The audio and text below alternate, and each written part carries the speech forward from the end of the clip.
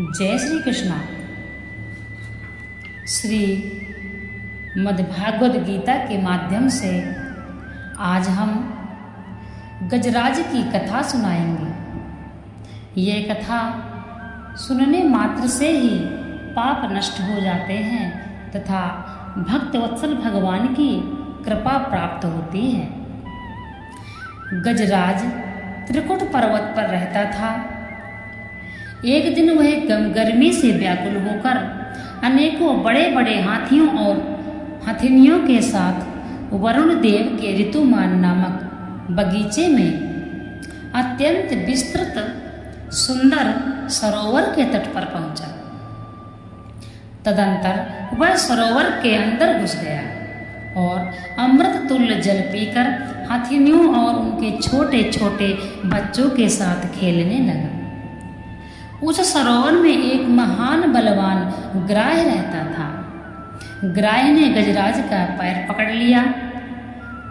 गजराज ने अपना सारा बल लगा उससे पैर छुड़ाने की चेष्टा की, परंतु वह ना छुड़ा सका। इधर ग्राह उसे जल के अंदर खींचने लगा। साथ के हाथी और हाथिनियां सूंड से सूंड मिलाकर गजराज को बचाने के लिए बाहर खींचने लगे, परंतु उनकी एक भी नहीं चली। बहुत समय तक वह लड़ाई चलती रही। अंत में वह कातर होकर भगवान की शरण हो गया। उसने कहा, जो बहुत तेजी के साथ इधर उधर दौड़ते हुए यह प्रचंड वेग वाले महाबली कराल काल रूपी सर्प के भय से भीत होकर शरण में आए हुए प्राणी की रक्षा करता है तथा जिसके भय से मृत्यु भी इस्तः दौड़ता रहता है, ऐसा जो कोई ईश्वर है उसकी हम शरण में जाते हैं। फिर गजराज ने मन ही मन भगवान की बड़ी ही सुंदर स्तुति की। भगवान ने भक्त की पुकार सुनी और सुनते ही वे भक्त को बचाने के लिए अधीर हो उठे। वहां एक कवि की बड़ी ही सुंदर उक्ति है। ग्राह के चंगुल में फंसे हुए गजराज को बचाने के लिए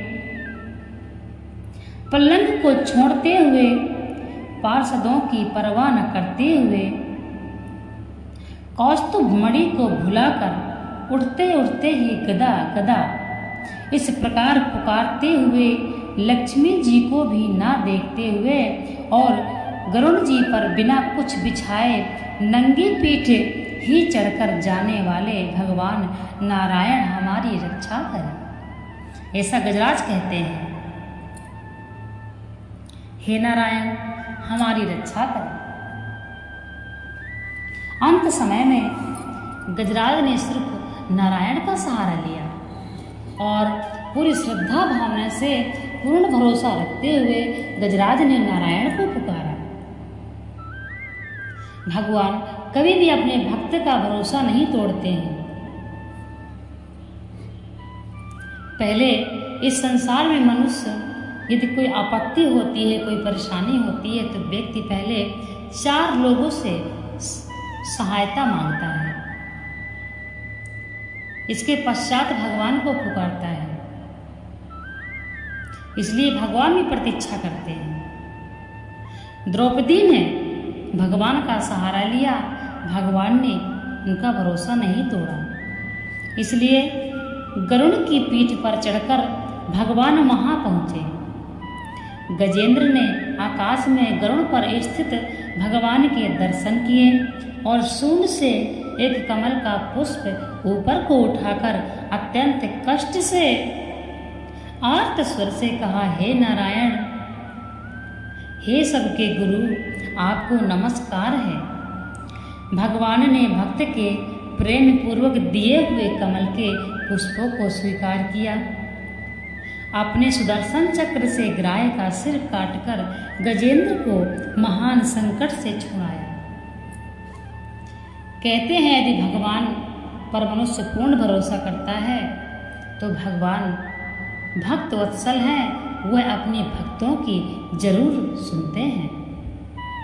बोली भक्त वत्सल भगवान की जय। ईश्वर ही परिपूर्ण है। ईश्वर पर संपूर्ण भरोसा रखने वाला व्यक्ति कभी परेशान नहीं होता। धैर्यवान होता है वह व्यक्ति जिसको नारायण पर पूर्ण विश्वास होता है। जिस प्रकार भगवान ने गजराज के प्राण बचाए, यदि उसी प्रकार सभी व्यक्ति जब मृत्यु का समय निकट आता है और व्यक्ति का जब अंतिम समय चल रहा होता है तो जीवन में चाहे उसने कितनों पाप किया हो, परंतु यदि अंत समय में ही वो भगवान का सहारा लेता है तब भगवान उसकी जरूर मदद करते हैं और वो मोक्ष को प्राप्त करता है। ऐसा गीता में लिखा है। इसलिए भक्ति का मार्ग हर व्यक्ति को अपनाना चाहिए। गृहस्थ आश्रम में रहकर भी इंसान भक्ति कर सकता है। भक्ति के लिए ऐसा कोई नियम नहीं है, ऐसा कोई आश्रम नहीं है जिसमें भक्ति नहीं है। ब्रह्मचर्य आश्रम, गृहस्थ आश्रम, वानप्रस्थ आश्रम और संन्यास आश्रम, हिंदू धर्म में 4 आश्रम बताए गए हैं। पहला आश्रम है ब्रह्मचर्य आश्रम। ब्रह्मचर्य आश्रम में व्यक्ति अपने विद्या अध्ययन करता है और ब्रह्मचर्य का पालन करता है।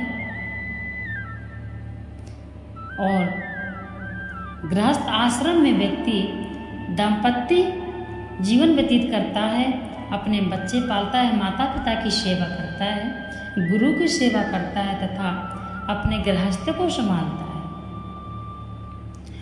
गृहस्थ आश्रम में भी भगवान की भक्ति करना चाहिए।